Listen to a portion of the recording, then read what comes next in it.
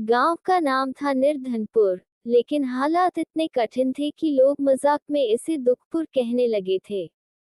यहाँ पर भोला नाम का एक बुजुर्ग व्यक्ति रहता था। उम्र 70 के पार, चेहरा झुर्रियों से भरा, आंखों में धूप से झुलसा हुआ अतीत और दिल में एक अधूरी उम्मीद। भोला पहले एक बड़ई था, बहुत मेहनती, बहुत ईमानदार। लेकिन जब उसका इकलौता बेटा शहर गया और फिर कभी लौट कर नहीं आया, तब से भोला टूट गया। जो थोड़ी बहुत जमा पूंजी थी, वो बेटे की पढ़ाई और इलाज में चली गई। अब वो मंदिर के बाहर बैठा करता था, कभी भीख नहीं मांगता, बस उम्मीद में बैठा रहता कि शायद कोई कुछ दे दे।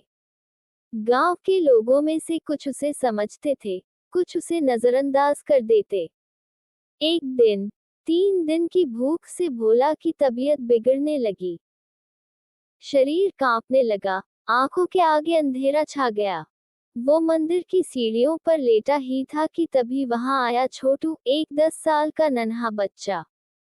छोटू की माँ गांव के चौधरी के घर बर्तन मांजती थी, और छोटू स्कूल के बाद लोगों के खेतों में काम करता था।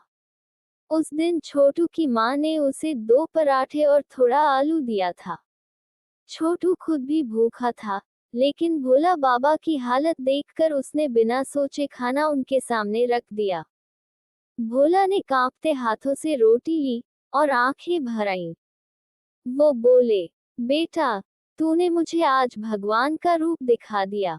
छोटू मुस्कुराया और बोला, बाबा, जब हम छोटे थे, माँ कहती थी भूख बांटो तो पेट भी भरता है और आत्मा भी। वो पल गांव के अमीर किसान चौधरी मोहन सिंह ने भी देखा। पहली बार उसका दिल किसी गरीब के लिए पसीजा। उसने तुरंत गांव वालों को बुलाया और कहा, हमने बहुत सालों से सिर्फ अपनी सोची, अब वक्त है कि हम इंसानियत निभाएं। उसने भोला बाबा के लिए एक छोटा सा कमरा बनवाया, रोज का खाना तय किया और छोटू की पढ़ाई लिखाई का पूरा जिम्मा लिया। धीरे धीरे गांव में बदलाव आया। मंदिर के बाहर अब रोज एक सेवा थाली लगती थी, जहां से कोई भी भूखा खाना खा सकता था।